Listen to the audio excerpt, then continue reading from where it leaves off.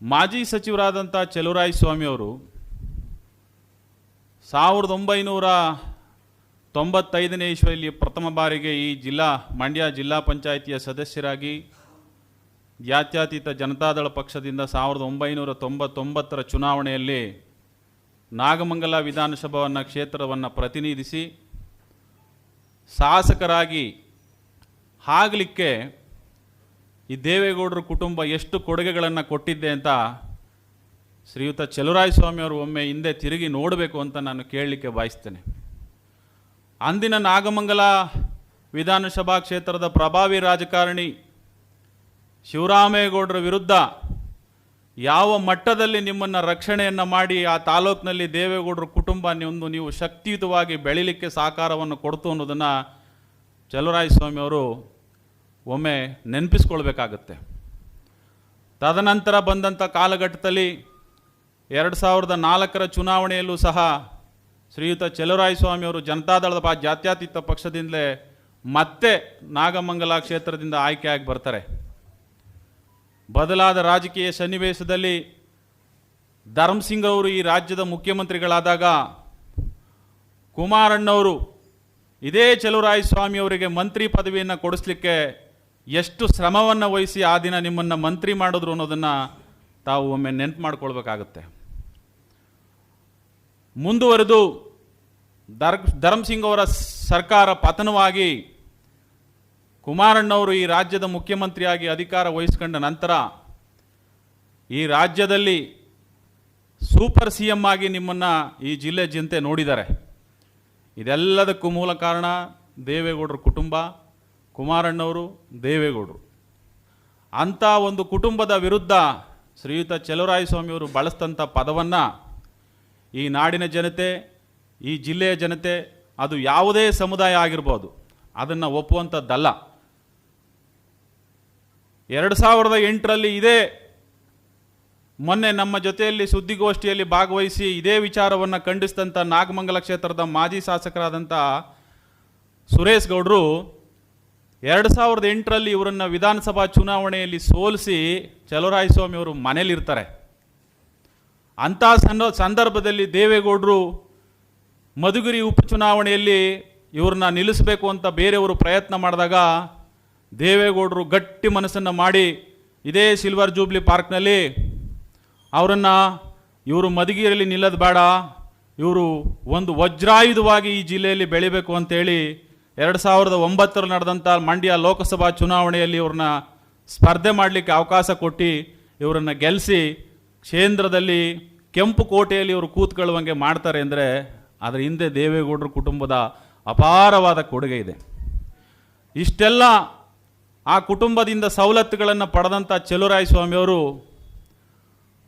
ಒಂದು ಮಂತ್ರಿ ಪದವಿಯ ಆಸೆಗಿರ್ಬೋದು ಅಥವಾ ಒಂದು ಸಮುದಾಯದ ನಾಯಕತ್ವವನ್ನು ನಾನು ಬೆಂಬಲಿಸ್ತಾ ಇದ್ದೇನೆ, ಈ ಜಿಲ್ಲೆಯಲ್ಲಿ ನಾನು ಪ್ರಬಲವಾಗಿ ಒಂದು ಸಮುದಾಯವನ್ನು ಪ್ರತಿನಿಧಿಸ್ತೇನೆ ಅಂತ ನಾನು ತೋರಿಸ್ಕೊಳ್ಳೋದಕ್ಕೋಸ್ಕರ ದೇವೇಗೌಡರ ಕುಟುಂಬದಲ್ಲಿ ಸಾವಿನ ಮನೆಯಲ್ಲಿ ಯಾವ ರೀತಿ ಸೂತಕದ ಛಾಯೆ ಇದೆ ಅಂತ ಒಂದು ಸ್ಟೇಟ್ಮೆಂಟನ್ನು ಕೊಟ್ಟರು. ಅದು ಭಾಳ ಅಕ್ಷಮ್ಯ ಅಪರಾಧ. ಇದಕ್ಕೆ ರಾಜಕೀಯ ಅವರ ಮುಂದಿನ ಜೀವನದಲ್ಲಿ ತಕ್ಕ ಪ್ರತಿಫಲವನ್ನು ಅವರು ಕೊಡಲೇಬೇಕಾಗತ್ತೆ. ಈ ಜಿಲ್ಲೆಯ ಜನತೆ ಯಾರನ್ನು ಸುಮ್ಮನೆ ಬಿಟ್ಟವರಲ್ಲ. ಎಂಥ ಘಟಾನುಘಟಿ ನಾಯಕರಿಗೂ ಸಹ ಇಲ್ಲಿ ಸೋಲನ್ನು ತೋರಿಸಿದ್ದಾರೆ, ಒತ್ಕೊಂಡು ಮೆರೆಸಿದ್ದಾರೆ, ಮುಖ್ಯಮಂತ್ರಿನೂ ಮಾಡಿದ್ದಾರೆ, ಕೆಳಗಾಕೂ ಇದ್ದಾರೆ. ಇಂಥ ಈ ಮಂಡ್ಯ ಜಿಲ್ಲೆಯಲ್ಲಿ ಇಂಥ ಒಂದು ಶಬ್ದವನ್ನು ಸಮರ್ಥಿಸ್ಕೊಳ್ಳುವಂಥ ನಿಟ್ಟಿನಲ್ಲಿ ನಿನ್ನೆ ಒಬ್ಬರು ರಾಷ್ಟ್ರೀಯ ಪಕ್ಷದ ಜಿಲ್ಲಾಧ್ಯಕ್ಷರು, ಅವರು ಸಿಡಿ ಗಂಗಾಧರೋ ಸೀಗಡಿ ಗಂಗಾಧರೋ ಬುಡ್ಬುಡ್ಕೆ ಗಂಗಾಧರೋ ನಮಗೆ ಗೊತ್ತಿಲ್ಲ, ಏನು ಹಿಂಗಂತಾರೆ, ಈ ಮಾಧ್ಯಮದ ಮುಂದೆ ಕೂತ್ಕೊಂಡು ಹಿಂಗಂತಾರೆ. ತಮ್ಮದೇ ಸಹಪಾಠಿ ಬೇರೆ ಪಕ್ಷದ ಒಬ್ಬ ಜಿಲ್ಲಾಧ್ಯಕ್ಷನಿಗೆ ಕೊಡಬೇಕಾದಂಥ ಒಂದು ಸಣ್ಣ ಗೌರವವನ್ನು ಸಲ್ಲಿಸ್ತೆ ರಮೇಶ, ಸುರೇಶ, ಮಿಸ್ಟರ್ ಅಂತೀಯನೋ ಚಲುವರಾಯಸ್ವಾಮಿನ, ಯಾರು ನಿನಗೆ ಪವರ್ ಕೊಟ್ಟದ್ದು? ಮಿಸ್ಟರ್ ಅಂದರೆ ಏನು ಹೇಳ್ತದೆ? ಮಾಧ್ಯಮ ಸ್ನೇಹಿತರಲ್ಲಿ ನಾನು ಕೇಳಲಿಕ್ಕೆ ಬಯಸ್ತೇನೆ. ಆಂಗ್ಲ ಮಾಧ್ಯಮದಲ್ಲಿ ಮಿಸ್ಟರ್ ಅನ್ನೋ ಪದ ಏನು ಸೂಚಿಸ್ತದೆ? ಎ ಅಂತ ಹೇಳ್ತದ? ತಮ್ಮನ್ನೇ ನಾನು ಕೇಳಲಿಕ್ಕೆ ಬಯಸ್ತೇನೆ, ಶ್ರೀಯುತರು, ಶ್ರೀಮಾನರು ಅಂಥ ಪದವನ್ನು ಉಪಯೋಗಿಸಿ ಒಂದು ಖಂಡನೆ ಅಂತ ಮಾಡಿದಂಥ ರಮೇಶ್ ಅವ್ರ ಬಗ್ಗೆ ಭಾಳ ಹಗುರವಾಗಿ ಮಾತಾಡ್ತಾರೆ. ಚನ್ನಪಟ್ಟಣದಿಂದ ಬಂದಿದೆಯೇ? ಸೋನಿಯಾ ಗಾಂಧಿ ಅವರು ಬಳ್ಳಾರಿಯಿಂದ ಬಂದಿದ್ರಾ? ರಾಹುಲ್ ಗಾಂಧಿ ಅವರು ವಯನಾಡಲ್ಲಿದ್ರಾ? ಪ್ರಿಯಾಂಕಾ ಗಾಂಧಿ ಅವರು ವಯನಾಡಲ್ಲಿದ್ರಾ? ಈ ಮಂಡ್ಯ ಜಿಲ್ಲೆ ಪ್ರತಿನಿಧಿಸೋರು ನಾವು ರಾಜ್ಯವನ್ನು ಪ್ರತಿನಿಧಿಸಬೇಕಾಯ್ತೆ. ಹಂಗಾರೆ ಮಂಡ್ಯದವರೆಲ್ಲ ನೀವು ಮಂಡ್ಯದಲ್ಲೇ ಇರಬೇಕು, ಸರ್ಕಲ್ ಮಾಡ್ಕೋಬೇಕು ಅಂತ ಇದೆಯಾ? ಎಲ್ಲಾದರೂ ಇದೆಯಾ? ಒಂದು.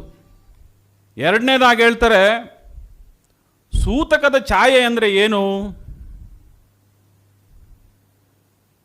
ಅವ್ರು ಕೊಟ್ಟ ಕ್ಲಾರಿಫಿಕೇಶನ್, ಸೂತಕದ ಛಾಯೆ ಅಂದ್ರೇನು? ಒಂದು ಹೆಣ್ಮಗಳು ಪ್ರಬುದ್ಧೆ ಆದರೆ ಕನ್ನಡದಲ್ಲಿ ಪ್ರಬುದ್ಧೆ, ಇಂಗ್ಲೀಷಲ್ಲಿ ಮೆಚ್ಯೂರ್ ಆದರೆ ಆ ಮನೆಯಲ್ಲಿ ಸೂತಕದ ಛಾಯೆ. ಒಂದು ಮನೆಯಲ್ಲಿ ಒಂದು ನವಜಾತ ಶಿಶು ಜನನ ಆದರೆ ಆ ಮನೆಯಲ್ಲಿ ಸೂತಕದ ಛಾಯೆ. ಆ ಪದವನ್ನೇ ಇಷ್ಟೊಂದು ಇವರು ಖಂಡನೆ ಮಾಡ್ಕೊಂಡು ರಾಜಕೀಯವಾಗಿ ವೈಭವೀಕರಿಸ್ತಾ ಇದ್ದಾರೆ ಅಂತ ಸ್ಟೇಟ್ಮೆಂಟ್ ಕೊಡ್ತಾರೆ. ನನ್ನೆಲ್ಲ ದೃಶ್ಯ ಮಾಧ್ಯಮದ ಸ್ನೇಹಿತರಲ್ಲಿ ನಾನು ಮನವಿ ಮಾಡ್ತೀನಿ, ಎಲ್ಲ ನಿಮ್ಮ ಮೊಬೈಲ್ಗಳಲ್ಲಿ ಶ್ರೀಯುತ ಚಲುವರಾಯಸ್ವಾಮಿ ಅವರು ಕೊಟ್ಟಿರುವಂಥ ಸ್ಟೇಟ್ಮೆಂಟು ಎಲ್ಲರ ಮೊಬೈಲು ಇದೆ, ಯೂಟ್ಯೂಬ್ನಲ್ಲಿದೆ. ಅವರು ನಿಖರವಾಗಿ ಹೇಳ್ತಾರೆ, ದೇವೇಗೌಡರ ಮನೆಯಲ್ಲಿ ಶಿವಕುಮಾರ್ ಅವರು CM ಆಗಿ ಘೋಷಣೆ ಆದ ನಂತರ ಯಾವ ರೀತಿ ಸಾವಿನ ಮನೆಯಲ್ಲಿ ಸೂತಕದ ಛಾಯೆ ಆವರಿಸ್ತದೆ ಆ ರೀತಿ ಆವರಿಸಿದೆಯಂತೆ. ತಾವೆಲ್ಲರೂ ಕೇಳಿಸ್ಕೊಂಡಿದ್ದೀರಿ. ಅದನ್ನು ಕ್ಲಾರಿಟಿ ಕೊಡೋಕೆ ಇವ್ರು ಕೊಡ್ತಾರೆ. ಒಂದು ಮನುಷ್ಯನಿಗೆ ಅಧಿಕಾರದ ಮದ ಏರಿದ್ರೆ ನಾನು ನಾಲ್ಗೆ ಕೆಡ್ತದೆ, ಅಧಿಕಾರ ನೆತ್ತಿಗೆ ಏರಿದ್ರೆ ನಾಲ್ಗೆ ಕೆಡ್ತದೆ ಅಂತ ನಾನು ತಿಳ್ಕೊಂಡಿದ್ದೆ. ಗಂಗಾಧರ್ ಅವ್ರಿಗೆ ನಾಲ್ಗೆ ಎಲ್ಲ, ಕಿವಿನೂ ಒಟ್ಟಾಗಿದೆ, ಕಣ್ಣು ಒಟ್ಟಾಗಿದೆ. ಕಣ್ಣಿಂದ ನೋಡಿದ್ದು, ಕಿವಿಯಿಂದ ಕೇಳಿಸ್ಕೊಂಡದ್ದು. ಅವ್ರು ಯಾವ ರೀತಿ ಸ್ಟೇಟ್ಮೆಂಟ್ ಕೊಟ್ಟರು ಅನ್ನೋದನ್ನು ಮರೆಮಾಚಲಿಕ್ಕೆ ಬಂದು ಪ್ರಬುದ್ಧತೆ, ಸೈದ್ಧಾಂತಿಕ ಬುಡುಬುಡಿಕೆ, ದೊಂಬರಾಟ ಎಲ್ಲನೂ ಮಾತಾಡ್ತಾರೆ. ಕರ್ನಾಟಕ ನ್ಯೂಸ್ ಡಿಜಿಟಲ್ ಚಾನಲ್ ಅನ್ನು ಈಗಲೇ ಸಬ್ಸ್ಕ್ರೈಬ್ ಮಾಡಿ. ಧನ್ಯವಾದಗಳು.